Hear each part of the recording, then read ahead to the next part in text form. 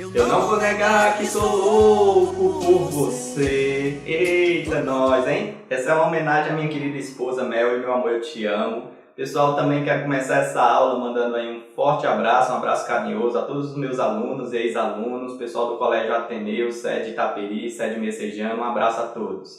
Essa é a aula 7, conceitos básicos de cinemática, e eu gostaria de começar essa aula fazendo uma pergunta para você.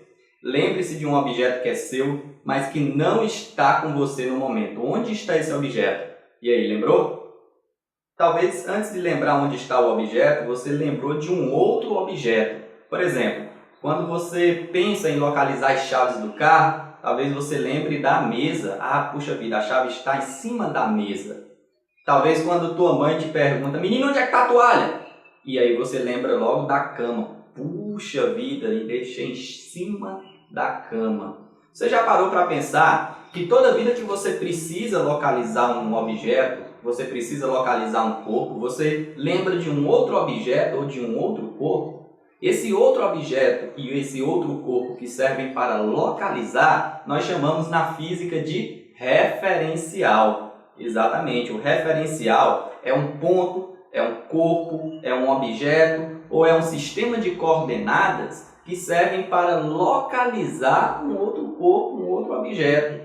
E esse ponto escolhido como fixo, ele serve como referência. Então, o referencial ele é muito importante nos movimentos. Toda vida que nós estivermos falando de um corpo que está em movimento, nós precisamos saber em relação a qual referencial esse corpo está em movimento. Mas agora que você já sabe o que é referencial, então nós já podemos definir muitas outras coisas a partir disso. Vamos definir, por exemplo, movimento e repouso. Movimento é quando um corpo ele muda a sua posição em relação ao referencial. Muito cuidado! Eu estou falando que movimento, um corpo estará em movimento quando a posição desse corpo mudar em relação ao referencial adotado. Não necessariamente a distância, mas a posição. Mas, professor, quer dizer que a posição pode mudar e a distância permanecer a mesma? Exatamente.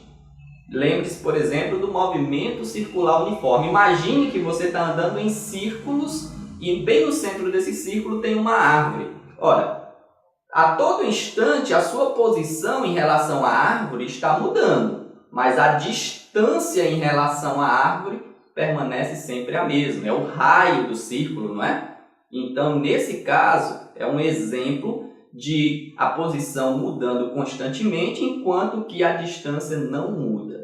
Então, não é obrigatório o corpo estar em movimento e a sua distância em relação ao referencial está mudando. Não, a posição desse corpo deve estar mudando em relação ao referencial. Agora, caso essa posição não mude, essa posição permaneça sempre a mesma, nós teremos o caso do repouso. Então, repouso vai ser toda vida que a posição de um corpo não mudar em relação ao referencial adotado. E aí, entendeu o que é movimento e o que é repouso? Percebeu que movimento e repouso são conceitos que dependem do referencial adotado? Dependendo do referencial, um corpo pode estar em movimento ou em repouso.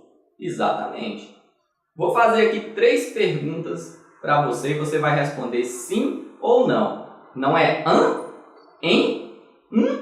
é sim ou não, tá bom? Presta bastante atenção.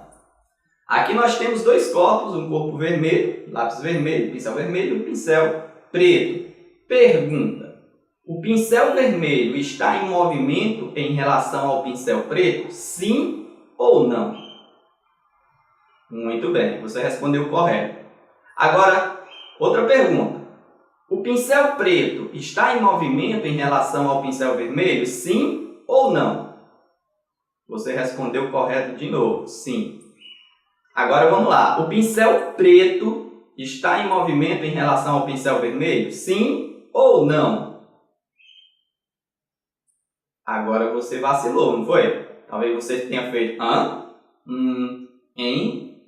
Pessoal, isso acontece porque você não vê o pincel preto se movimentando, né? Efetivamente, correto? Nesse caso, você pensa que o pincel preto está em repouso, está parado. Mas olha só o que eu vou te dizer agora para você nunca mais cair nessa pegadinha. Movimento é recíproco. Recíproco. Exatamente. Isso quer dizer que se o pincel vermelho está em movimento em relação ao pincel preto, necessariamente o pincel preto está em movimento em relação ao pincel vermelho. Ok? Então nunca se esqueça disso. O movimento é recíproco. Toda vida que um corpo A está em movimento em relação a um corpo B, o corpo B necessariamente está em movimento em relação ao corpo A. Ok? Então, vamos para o próximo conceito de cinemática, que é trajetória. Trajetória é uma linha real ou imaginária que une todos os pontos, todas as posições ocupadas por um corpo. Lembre-se, por exemplo, de uma pessoa caminhando na areia da praia. Ela vai deixando ali as suas pegadas, não é verdade? Se você conseguir unir todas as pegadas, você vai ter uma linha por onde a pessoa passou, por onde aquela pessoa andou. Aquilo dali é a sua trajetória. Agora, vai aí uma dica muito importante. Trajetória, assim como o movimento e repouso, também depende do referencial. Imagine você está lá na areia da praia e você está vendo um avião passar. Você está paradinho lá observando um avião passar, de repente um corpo cai desse avião. Qual é a trajetória que você, que é o referencial, vai observar desse corpo caindo? Bom, lembre-se que quando o objeto cai do avião, o objeto permanece um tempo com a mesma velocidade do avião. Então o objeto vai cair assim. Você vai ver o objeto fazendo uma curva, uma semiparábola. Então a trajetória desse objeto vai ser curva para você que está parado observando o avião passar, você como referencial. Então para você esse objeto vai fazer uma trajetória curva. Agora imagine que o referencial esteja dentro do avião. Dentro do avião. Então, para a pessoa que está observando dentro do avião, ela vai ver o objeto sempre abaixo do avião.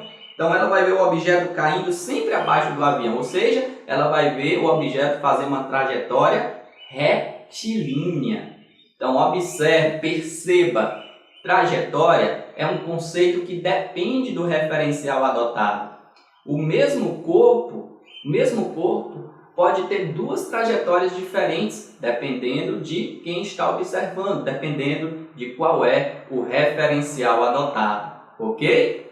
Interessante, não é? Agora, os outros dois conceitos muito importantes na física é o de corpo extenso e o de partícula. Vamos falar primeiro do de partícula, que também pode ser chamado de ponto material. Partícula ou ponto material é quando a gente puder desprezar as dimensões de um corpo. Toda vida que você puder desprezar as dimensões, ou seja, comprimento, largura e altura, toda vida que você puder desprezar as dimensões de um corpo em relação ao movimento que ele está fazendo, então nós chamamos esse corpo de partícula ou ponto material. Imagine, por exemplo, que eu estou fazendo uma viagem de uma cidade A para uma cidade B, que tem uma distância de 500 km. Ora, uma distância tão grande assim, as dimensões do meu carro são desprezíveis.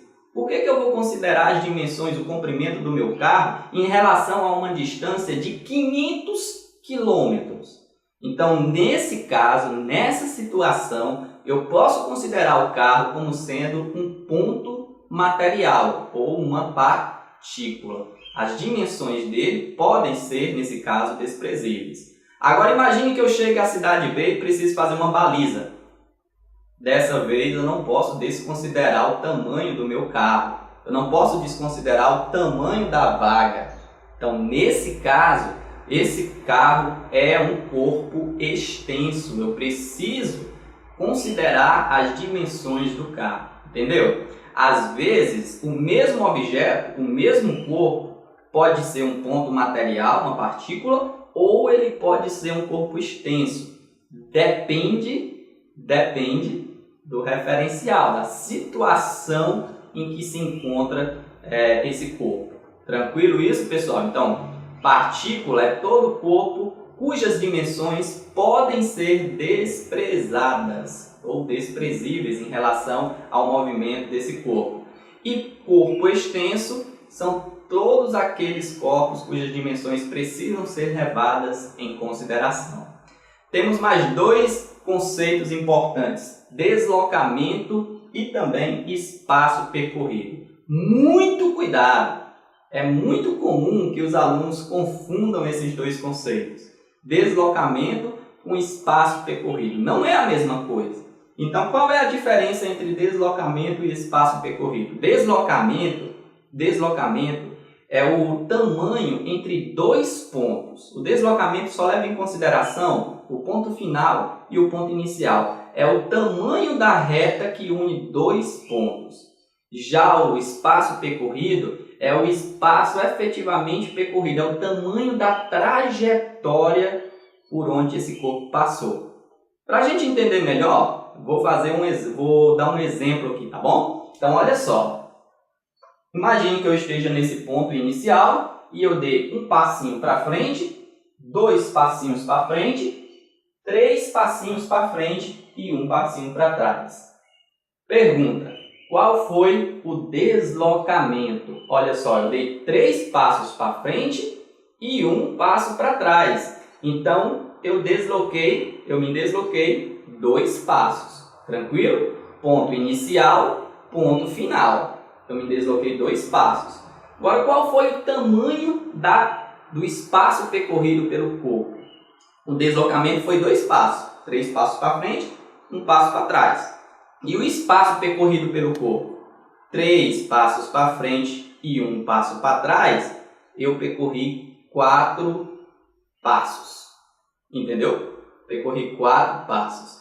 Para você entender melhor, imagine aqui que eu esteja aqui numa cidade A e queira ir para uma cidade B, ok? Mas antes eu passo aqui pela cidade C. Então eu faço o seguinte, olha só, a minha trajetória é de A para B e depois de A para C e depois de C para B.